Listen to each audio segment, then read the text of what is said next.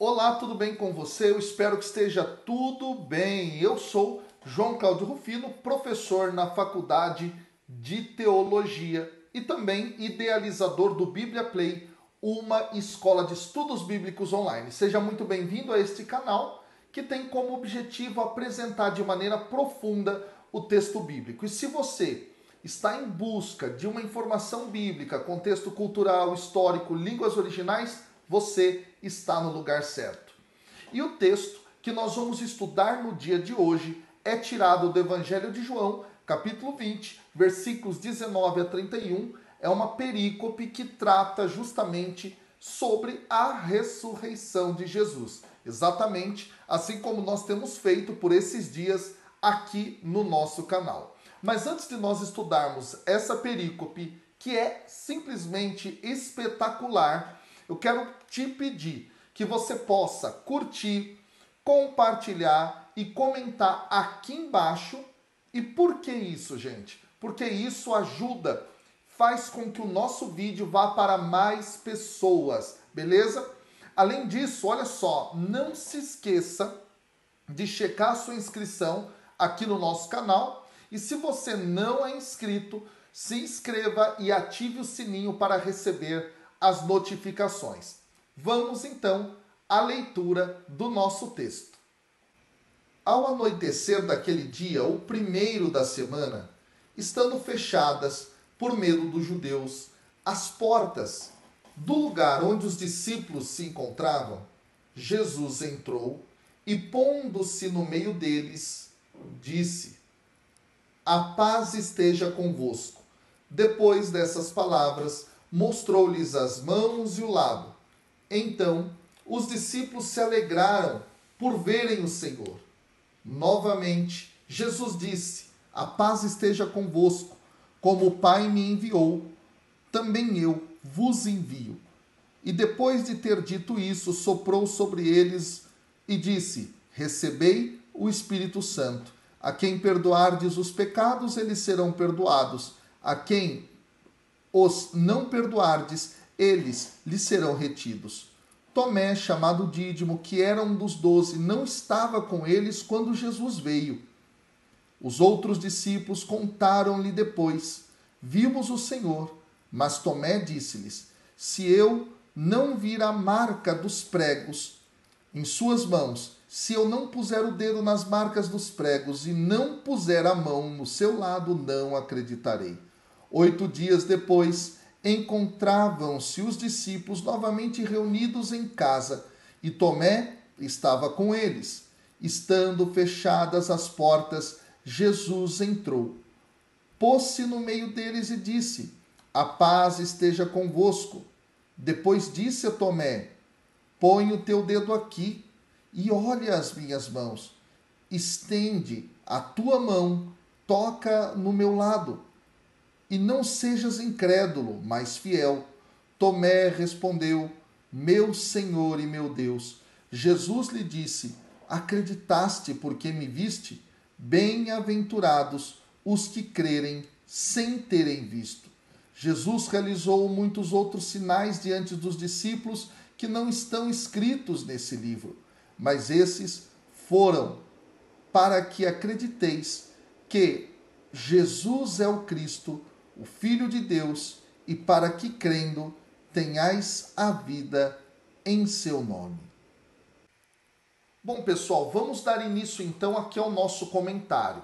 Há indicações que os versículos 19 a 23 vão formar uma ponte entre as cenas do túmulo e a cena final que está sendo realizada na casa onde eles estavam, nos versículos 24 até o 29. Como nós sabemos, Maria respondeu, Madalena, não é, obedientemente o mandato dado por Jesus nos versículos 17 e 18, anunciando aos discípulos a ressurreição. Agora, chegamos na situação da cena no versículo 19, que diz que, ao anoitecer daquele dia, o primeiro da semana. Vamos comentar um pouco isso aqui que é importante. Olha só, alguns autores vão ver aqui uma evocação de um conceito que aparece dentro do Antigo Testamento, que é o conceito do dia do Senhor, que às vezes é chamado de naquele dia. Exatamente. Nós temos como exemplo aquilo que está lá em Isaías capítulo 52, no versículo 6, quando é dito mais ou menos assim, lembra? Meu povo saberá o meu nome, naquele dia saberão que eu sou quem falo. A Isaías 52, 6 fala assim.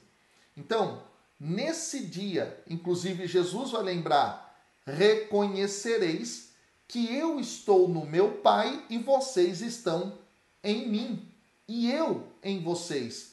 Isso está no capítulo 16, versículo 23 e 26, dentro do Evangelho de João. Ora, nesse sentido, esse naquele dia talvez enfatize essas perspectivas. Um dia especial da manifestação do Senhor. E aí, o texto continua dizendo que as portas estavam fechadas porque eles tinham medo dos judeus. Olha só, quando a gente compara João com os outros evangelhos, nos outros evangelhos, o medo vai marcar os guardas que estavam lá no túmulo, não é? O medo vai marcar as mulheres quando viram a visão, tiveram a visão dos anjos no túmulo. Esse dado é muito interessante. E o texto também vai falar, no caso dos outros evangelhos, que as mulheres e os discípulos ficaram com medo, não é, ao verem Jesus. Em João, veja, são os judeus os causadores de medo aqui, não as visões sobrenaturais. E isso aqui, aliás, é preciso dizer, já aparece dentro do próprio Evangelho de João, no capítulo 7, lá no versículo 13. Aqui há uma questão interessante. Talvez isso se deva pelo fato de que o Evangelho de João é escrito no momento em que a comunidade cristã primitiva estava passando por uma perseguição em relação aos judeus. Tá bom? Isso então anos, claro, depois dos eventos do mistério de Cristo. E aí o texto continua. As portas do lugar onde os discípulos se encontravam. Se enfatiza aqui esse detalhe. Agora, esse detalhe ele vai ser retomado mais à frente, a questão das portas que estavam fechadas. Eu vou chegar lá. Nesse momento, o que vale aqui a gente ressaltar? Vale a gente ressaltar que a festa dos pães ázimos também ainda estava em andamento. Porque foi a Páscoa, agora no primeiro dia da semana, a festa dos ázimos. Então, nesse sentido, possivelmente os discípulos ainda não tinham deixado Jerusalém para voltar para Galiléia. Eles teriam permanecido em Jerusalém justamente por ocasião dessa festa. Agora, em relação às portas, como eu disse que retomaria, é aqui, alguns intérpretes desse texto vão justamente entender que estas portas estão trancadas para sugerir que Jesus passou por elas de forma milagrosa. Exatamente, ou pelas portas ou talvez pela parede da sala. E aí, embora o texto não diga isso explicitamente, dá a entender. Agora, visto que Jesus, nesse momento, já estava ressuscitado, mas tinha um corpo físico real, com carne, com ossos, tá bom? Depois que ele ressuscita, então, dos mortos, não é? Aqui há uma possibilidade, é que a porta também possa ter se aberto milagrosamente, para que o seu corpo físico pudesse atravessar. Agora, isso, de alguma maneira, é consistente com um relato que está presente dentro do Novo Testamento, quando Pedro, passando por uma porta trancada, não é? Lá em Atos dos Apóstolos, a porta se abre, no capítulo 12, versículo 10 de Atos. Bom, fica aí a pergunta. Talvez aqui o termo portas fechadas também seja meramente para indicar o medo com o qual os discípulos estavam naquele instante, tá bom? Então agora o texto vai falar da entrada de Jesus. E o texto continua dizendo que Jesus entrou e pondo-se no meio deles. Vamos entender isso aqui. Jesus veio, ficou no meio deles. E em Lucas, capítulo 24, versículo 36, é interessante isso, existe quase que a mesma expressão aparecendo aí, com exceção do termo veio, que em João aparece. Agora, quero destacar o verbo veio dentro de João, tá bom? Porque há um detalhe interessante aqui, Alguns dos comentaristas desse texto vão justamente afirmar que esse veio vai justamente fazer referência, tá, a um cumprimento específico de uma promessa que Jesus fez. Aliás, não uma, né, mas algumas promessas que Jesus fez de voltar para os seus discípulos. Por exemplo, lá no capítulo 14, versículo 18 de João, quando Jesus fala, não vos deixarei órfãos. Se lembra disso? Depois, no capítulo 14, versículo 28, quando ele fala, eu volto para junto de vós. E aí o verbo aqui é o mesmo, tá bom? Desse verbo veio aí. Dado interessante. Agora, há que se lembrar também que tudo isso está dentro do discurso de despedida de Jesus. Jesus, inclusive, vai justamente ensinar aos seus discípulos que depois da ressurreição, ele viria. Ele viria. Então, aqui é o cumprimento dessa promessa. Jesus está no meio dos seus. E aí o texto continua. Jesus diz, a paz esteja com vocês. A paz esteja convosco. Nesse momento, então, trata-se de uma saudação judaica padrão, o famoso shalom, que os judeus utilizam bastante, para comunicar paz e para comunicar como que um Deus te abençoe, né? Na nossa linguagem cotidiana, a bênção de Deus esteja sobre vocês. Vem então o versículo 20, e nesse versículo 20, o texto fala que depois das palavras, Jesus mostrou a eles as mãos, o lado, não é? E os discípulos se alegraram ao verem o Senhor. Aqui eu quero trazer alguns detalhes interessantes. Os padres da igreja ou pais da igreja, aqueles primeiros cristãos que fizeram comentários a esses textos, fazem algumas declarações muito interessantes aqui, especificamente sobre essa questão de mostrar as mãos, não é, para os discípulos. O que isso seria? Para alguns desses primeiros teólogos cristãos, trata-se do cumprimento do Salmo 22, no versículo 17, e também ali já no versículo 16, quando diz, eles furaram minhas mãos e pés. Então, aqui pode ser que João, de alguma forma, também tenha adaptado a memória desse salmo, não é, relacionando-o com a crucificação e, portanto, mostrando aqui que Jesus está cumprindo algo que está presente dentro do Antigo Testamento. Vem o versículo 21. Jesus novamente diz, a paz esteja convosco, só que agora ele vai agregar algo a isto, algo a esta saudação. Ele vai dizer, como o Pai me enviou, eu também vos envio. E aqui há um detalhe extremamente importante. Dentro da tradição judaica, já no Antigo Testamento, frequentemente, pessoal, os profetas designavam os seus sucessores. Exatamente. Dentro do judaísmo, às vezes, inclusive, se concebia, né, os profetas como agentes de Deus, como remetentes, que depois autorizavam seus agentes, conferindo-lhes autoridade para dar continuidade àquele processo de missão. A gente lembra aqui, não é, inclusive, personagens dentro das Escrituras. Moisés e depois a sucessão com Josué, Elias e Eliseu, e assim por diante. Essa questão da sucessão é importante tanto no Antigo Testamento, quanto, de um modo agora mais específico ainda, dentro da literatura do período do Segundo Templo.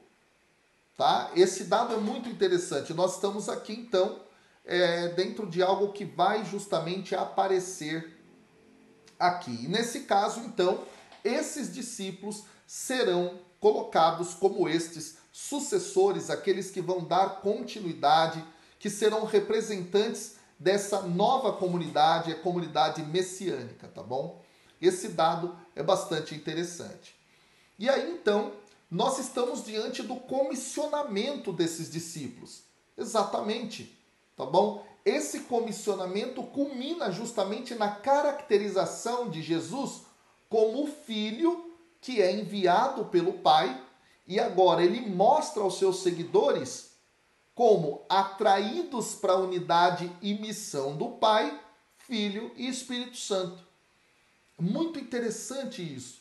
Por quê? Porque é aquela expressão, assim como o Pai me enviou, eu também vos envio. Como é que o Filho foi enviado? No poder do Espírito, mas também no processo de unidade profunda com o Pai. Então aqui, a missão dos discípulos tem a ver com essa questão de uma relação íntima, profunda com o próprio Jesus. Vem então o versículo 22. Depois que Jesus disse isso, diz o texto, Jesus sopra sobre eles e fala: recebei o Espírito Santo. Ora, esses versículos aqui, 21 e 22, pessoal, eles contêm essa grande comissão joanina que vai servir como ponto culminante de toda a apresentação do Evangelho de Jesus como aquele que foi enviado pelo Pai. E isso está presente dentro do texto do próprio Evangelho de João, lá no diálogo de Jesus com Nicodemos, no capítulo 3, a partir do versículo 16, não é? Que o Pai enviou seu Filho ao mundo para que todo aquele que nele crê não pereça, mas tenha vida eterna. A gente já conhece esse texto. Então, o Filho é o enviado do Pai e agora os discípulos são enviados agora. Tá? E aí, olha só, Jesus se torna o que envia. Ele foi o enviado, agora ele é o que envia, ele é o remetente. E aqui ele convoca os seus seguidores justamente para servirem como mensageiros seus, como seu representante, como seus representantes aqui. É muito interessante. E isso retoma o capítulo 17, versículo 18 do Evangelho de João. Tá bom? E aí vem o gesto, então, que a gente precisa retomar aqui, que ele é fantástico. Jesus, então, sopra sobre eles. E isso aqui possivelmente tem a ver com o sopro que Deus deu nas narinas de Adão, conferindo-lhe vida.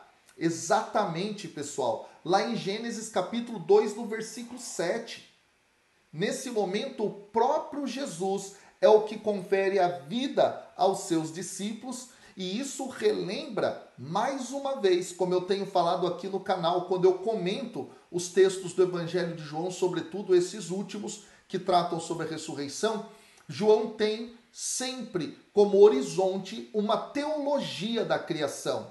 Então aqui isso lembra essa teologia da criação. Jesus sopra o Espírito Santo para os discípulos, como conferindo vida a eles e colocando-os como seres animados. Lembra, Adão era como um boneco de barro. Ao receber o sopro, ele se coloca em movimento como imagem de Deus. E aqui é um detalhe muito interessante, porque a expressão imagem de Deus, pessoal, imagem de Deus designa ser representante de Deus. Qualquer dia eu vou fazer um vídeo explicando isso para vocês, beleza? Então vamos lá, vamos continuar aqui o nosso estudo. Então, ao fazer tal coisa, Jesus, nesse sentido, restaura essa intenção original de Deus nessa teologia da criação, não é? Fazendo com que o seu povo retome esta imagem novamente. É muito bonito isso.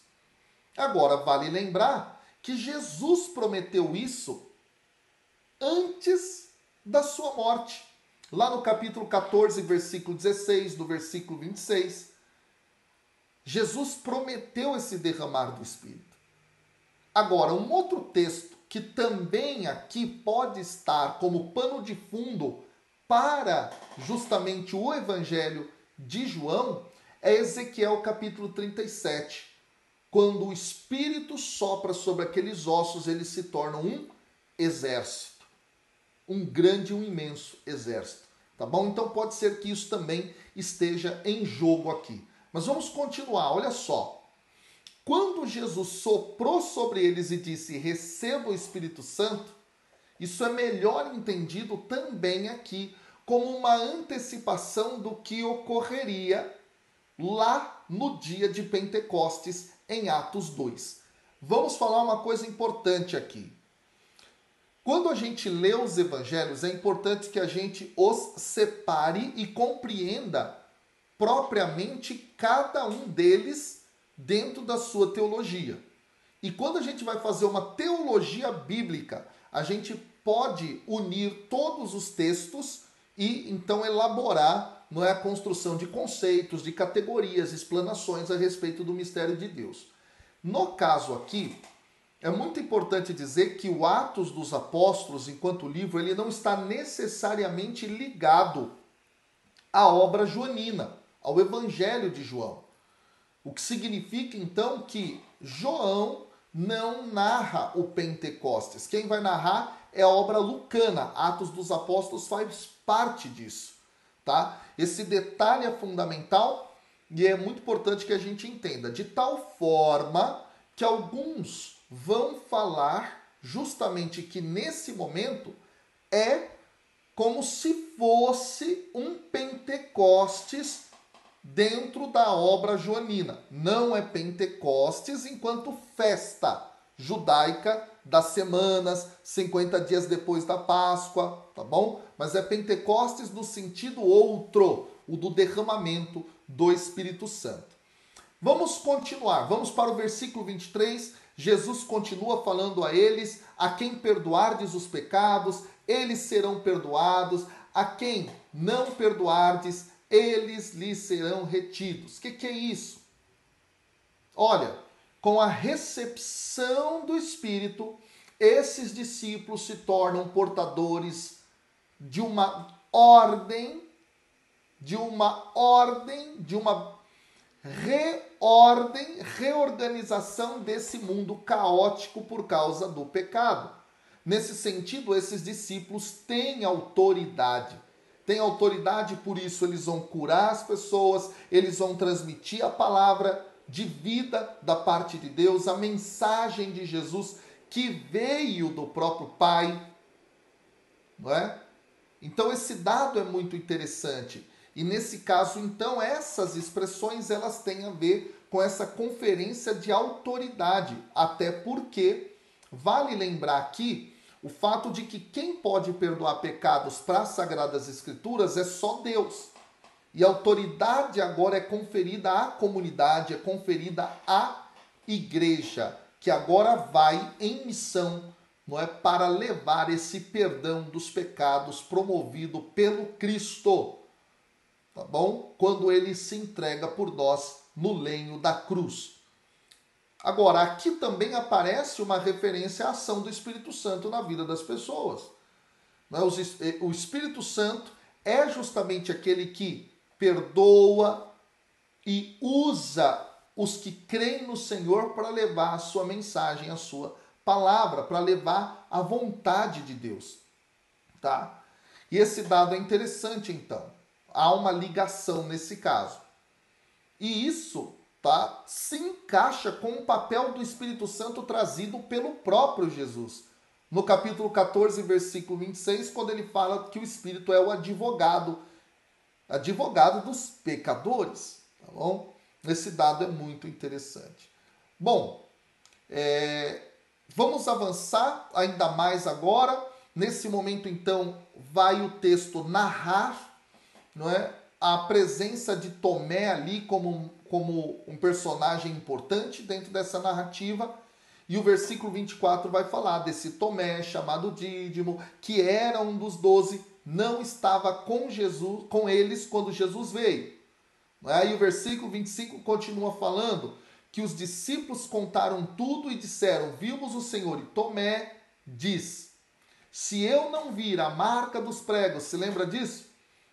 Em suas mãos, se eu não puser o dedo nas marcas dos pregos e não puser a mão no seu lado, eu não vou acreditar. Isso foi o que Tomé falou. Agora a pergunta é, por que Tomé quis isso? Por que Tomé quis ver essas feridas? Sabe por quê, pessoal? Aí é um dado cultural importante. Às vezes, naquela época, os ferimentos eles eram mostrados como evidência dentro de um tribunal, dentro de um julgamento. Aqui, a função deles vai ser essa, possivelmente, e também, nesse sentido, identificar que é o mesmo Jesus que morreu, é o ressuscitado. Olha que dado interessante. E aí, é preciso lembrar isso aqui. Em grande parte da tradição judaica, os mortos eles seriam ressuscitados na mesma forma que morreram antes que Deus os ressuscitasse ou os curasse de alguma forma. Tá bom? Isso por quê? E para quê? Para que todos de alguma maneira reconhecessem que a pessoa estava diante deles ali e que era a mesma que tinha morrido anteriormente. Outro dado interessante é que mãos aqui pode incluir pulsos também, tá? Pulsos. E isso por que eu estou falando? Porque nós temos indícios de que os pregos não eram colocados na palma das mãos. Eles eram colocados justamente aqui, ó, nessa parte, porque se coloca na mão, rasga por conta do peso do corpo, tá bom? Então, nesse caso aqui, colocar os dedos nas mãos, nas feridas das mãos, tem a ver também com o pulso, porque eles entendiam toda essa parte aqui com o termo mão. E aí, então, vem o texto para trazer a aparição de Jesus a Tomé. E o texto continua dizendo no versículo 26, 8 dias depois. Os discípulos estavam reunidos na casa novamente. Então, 8 dias depois significa o quê? Significa o domingo seguinte. Basicamente é isso, que é uma semana após a Páscoa aqui. E por quê? Porque o dia inicial foi incluído na contagem do número de dias. Por isso dá 8 aqui. Não dá 7, dá 8. Tá? E agora um outro detalhe. A festa dos pães ázimos já tinha terminado e isso podia fazer com que os discípulos já tivessem retornado à Galileia, ou já estavam na Galileia, ou, aí a gente não sabe, se eles estavam ainda em Jerusalém. Talvez estivessem ainda em Jerusalém ao término da festa dos ázimos. Depois é que eles vão retornar para Galileia. Bom, Tomé, diz o texto, estava com eles e novamente as portas estavam fechadas, o texto vai falar. Jesus entra, se põe no meio deles e vai novamente trazer a paz esteja convosco. E aí, nesse momento, Jesus diz a Tomé algo que Tomé tinha dito apenas para os seus irmãos discípulos.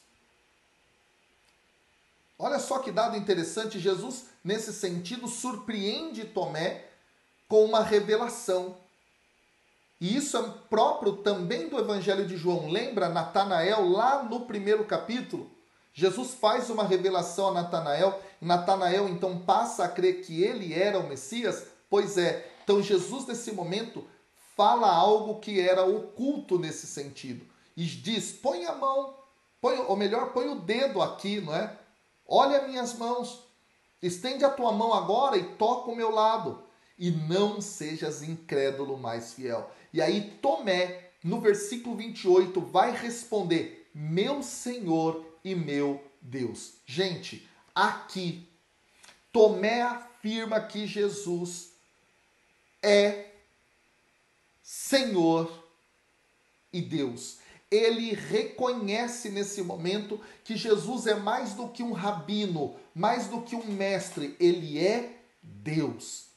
E essa confissão aqui que Tomé faz é espetacular, porque ele usa o termo Kyrios em grego como Senhor, e Kyrios diz respeito também a Deus dentro do Antigo Testamento, e ele usa Theos, Deus aqui. E aí é muito interessante, pessoal. Por quê? Porque na confissão de Tomé está a verdade revelada lá no prólogo joanino do capítulo 1, versículo 1. Depois isso se repete no versículo 18. No início era o verbo estava com Deus e o verbo era Deus. E esse era um era de continuidade, não é que era e deixou de ser. Não. Neste caso, então, Tomé é aquele que dentro desse evangelho terá a revelação plena colocada na sua confissão. Que coisa maravilhosa essa expressão de fé. Então esse é, portanto, um dos textos mais fortes do Novo Testamento para falar a respeito dessa divindade de Cristo. E aí não dá para a gente negar essa divindade de Cristo. Esse dado é muito importante, pessoal. Inclusive, é preciso lembrar que existem autores antigos não cristãos, como Plínio, por exemplo, que era um governador, que escreve, tá? Aos seus remetentes, aos seus que recebem, não é, a sua correspondência, recebe o seu texto, ele escreve justamente, pessoal, 2, 3 décadas depois do texto de João ter sido escrito, que os cristãos cantam hinos a Cristo como a um Deus. Veja, os primeiros cristãos tinham clareza de que Jesus era Deus. 100% Deus, 100% homem, porque o verbo se faz carne. E neste sentido é muito importante que a gente compreenda. Deus assume a natureza humana em Cristo Jesus. E qualquer dia eu posso fazer aqui um vídeo para vocês a respeito daquilo que na teologia sistemática, na cristologia, a gente chama de comunicação de idiomas, tá bom? Qualquer hora, quem sabe, eu trato dessa questão aqui no canal. Vamos lá, olha só. O que também a gente pode lembrar é que dentro desse contexto, o Antigo Testamento já trabalha uma identificação do Messias que vai ser enviado com o próprio Deus. Isaías capítulo 9, versículos 5 e 6, depois o 6 e o 7, não é? Jeremias 23, 5 e 6 também. Miqueias capítulo 5, versículo 1 e Provérbios capítulo 30, versículo 4. Messias e Deus. Nesse momento, então, o que estava incrédulo confessa uma fé correta diante do ressuscitado. Então vem o versículo 29, Jesus vai falar: olha, acreditaste porque me viste? Bem-aventurados os que creem sem ter visto. E o bem-aventurados aqui, não sem ter visto, refere-se a quê? As pessoas, não é, que creram, desde o público de João até os crentes de hoje, pessoal. Que creem sem ter visto Jesus ressuscitado com os olhos da carne. Nesse sentido, o evangelho vai finalizar, neste momento, no versículo 30, não é? E depois, mais à frente, no 31, Jesus, diz o texto, realizou muitos outros sinais diante dos discípulos, né, e que não foram colocados nesse livro, mas estes foram escritos, e aí vem, olha que dado interessante, como ligação do que são os bem-aventurados que creem sem ter visto. Vem aqui então a apresentação do motivo desses escritos, para que acrediteis que Jesus é o Cristo, o Filho de Deus. Ok. Para que mais? O texto continua. Para que crendo tenhais a vida em seu nome. Que coisa maravilhosa. Então, nessa finalização, a apresentação do tema do Evangelho de João e do propósito do Evangelho de João. Então, com base no testemunho desse livro, o que o evangelista pede? Que as pessoas acreditem que Jesus é o Rei, Salvador do mundo, Filho de Deus, e que recebam, mediante Ele, a vida eterna. A vida eterna. E aí, isso estava presente no capítulo 3, versículo 16 e 17, quando Jesus está conversando com Nicodemos. Tá? E aí, então, essa é a declaração que vai concluir este evangelho, que vai trazer todos os principais temas desse evangelho, não é? E aqui eu termino retomando a identidade de Jesus como Cristo, como Filho de Deus, capítulo 1, versículos 41 e também um pouco mais lá na frente, né, do capítulo 1, a gente vai ter essa afirmação. Depois vai falar dos sinais messiânicos, não é? Sinais messiânicos que Jesus vai realizar ao longo de todo o texto dos evangelhos, não é? Depois nós temos a importância de se crer em Jesus e que isso é o que traz o dom da vida eterna. Isso está presente também dentro do evangelho, enfim. Tá bom? Texto maravilhoso, texto belíssimo esse que nós estudamos no dia de hoje. E uma das lições que ficam para nós é se nós realmente estamos crendo de fato que Jesus é o Messias, o Salvador, e que nele e só nele é que nós temos a vida eterna. Pensa nisso. Você crê de verdade? Que Deus te abençoe. Até o próximo vídeo com a graça do Senhor. Valeu!